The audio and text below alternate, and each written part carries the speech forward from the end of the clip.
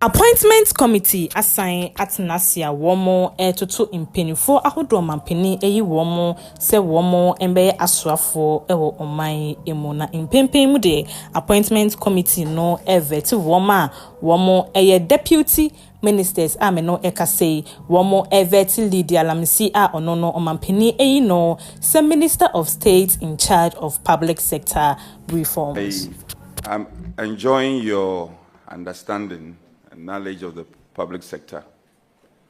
I'm enjoying it so far.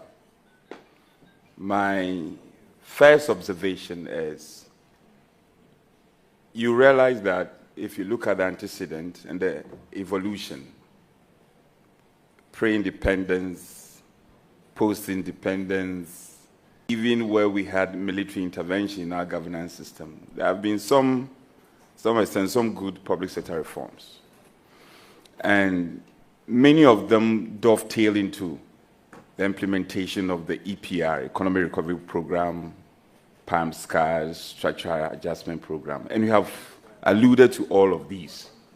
What, in your estimation, is the missing link so far?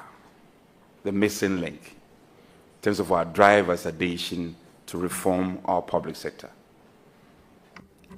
Thank you, Mr. Chairman. A number of them, I'm just going to mention one. One of them is political will. As a country, we should have a dialogue so that whatever plan we have, for example, the NAP5, National Action Plan, if successive government will continue from where one starts, I believe it will help us. And we cannot just do that if we begin to think that this is party A and party B. We should have a national dialogue, a national plan that whoever comes to the ministry will continue from where the other one have started. Well, I can see with the little briefing that I've had from the ministry that because of lack of political will, some people are employed due to favoritism and nepotism. And some people are also there who are not supposed to be there. Thank you very much. You spoke to dialogue. Government that have come and gone. The holding of a dialogue has always been a prominent feature. It has always been a prominent feature.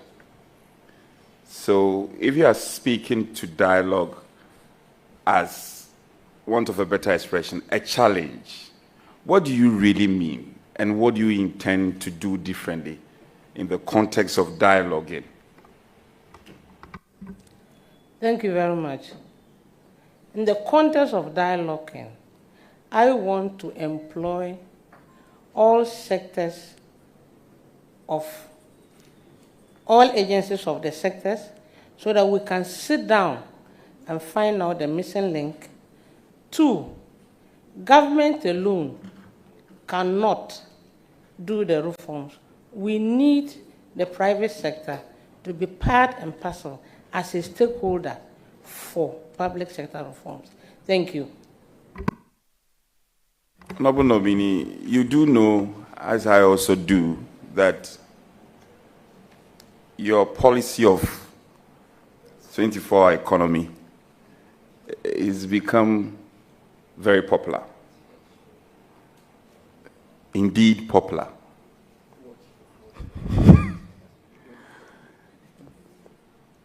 So, but I had then candidates, John Dramani Mahama, then candidate, who said that the 24-hour economy is optional. It's an optional policy to do or not to do.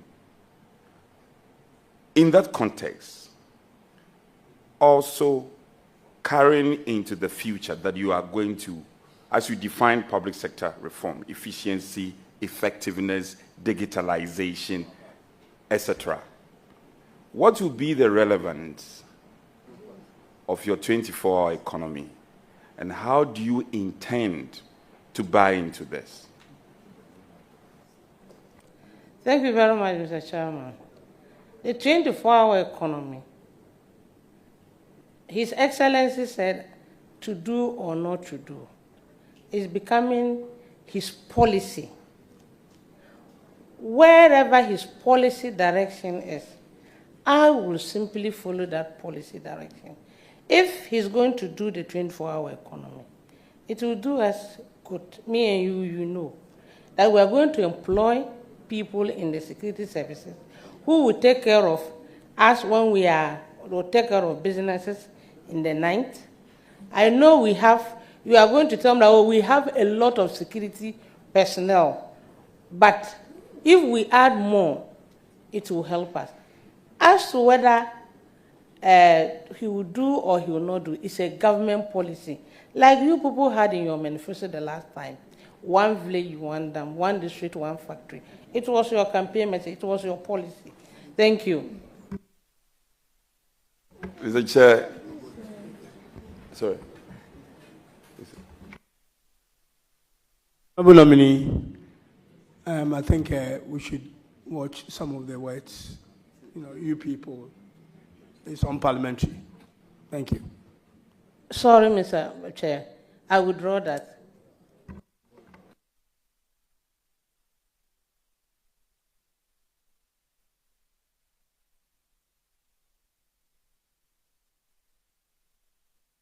Please, Honorable, please. Honorable nominee, I think you are forgiven.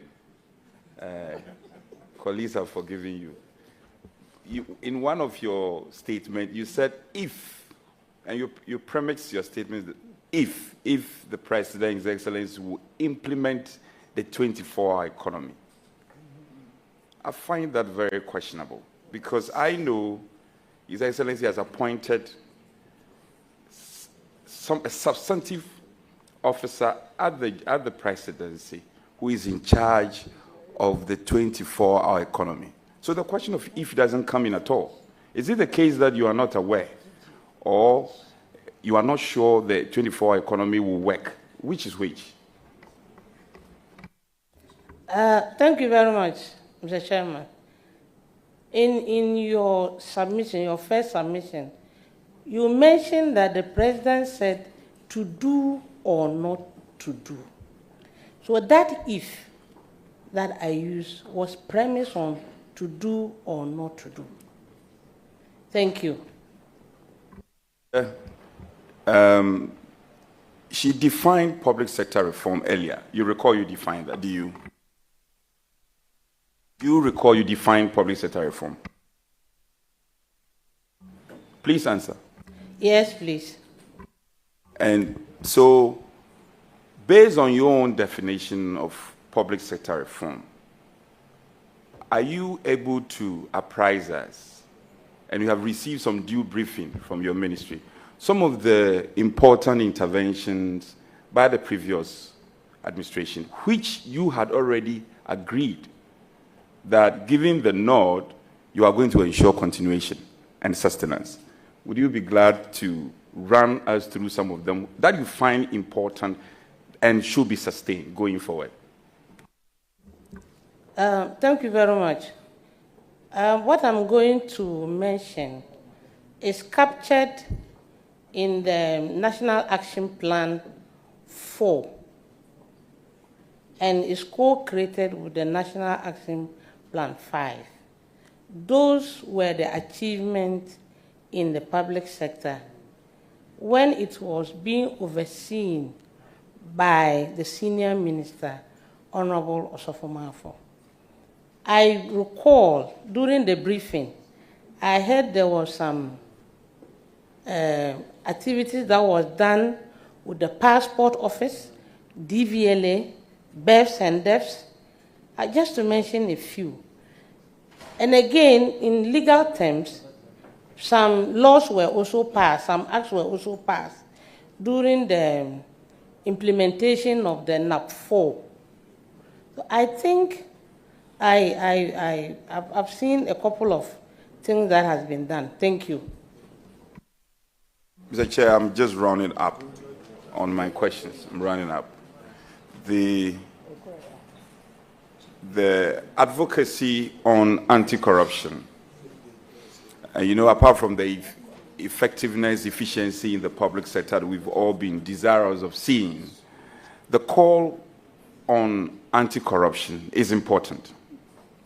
We have OSP, we have Attorney General, yet, the fight seems quite suspect. Going into this office, what are you bringing to the table towards the march fighting corruption in our country?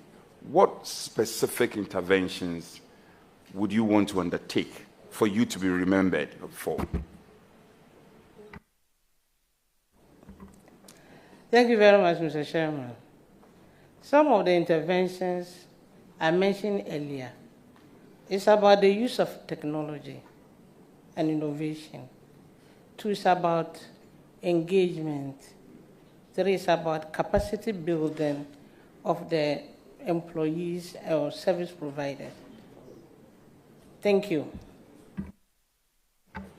The success of our public sector reform interventions also depend on how we relate to the private sector. Do you agree to that? Yes. So, if you do agree, what intervention should we engage in to strengthen the dialogue between our public sector reform? Because if we reform our public sector and it doesn't cascade into our private sector reformation, it will be lopsided. So is it the case that you are not looking at it from just one angle? You're also looking at how the private sector and the public sector can both marry effectively? Thank you very much, Mr. Chairman. Earlier on, I mentioned that the public sector cannot be reformed without engaging the private sector. So there should be an engagement between the public sector and the private sector. Thank you. Mr. Chair, this will be my last one.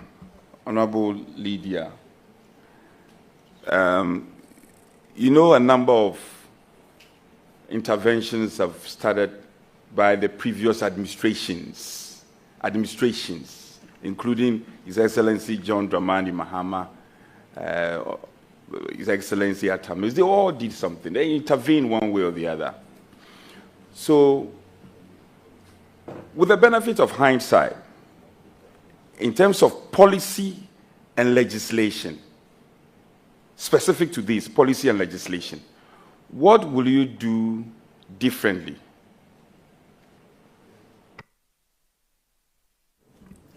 Thank you very much, Mr. Chair. What I will do differently is to employ technology, innovation too, and then to engage with all the sectors.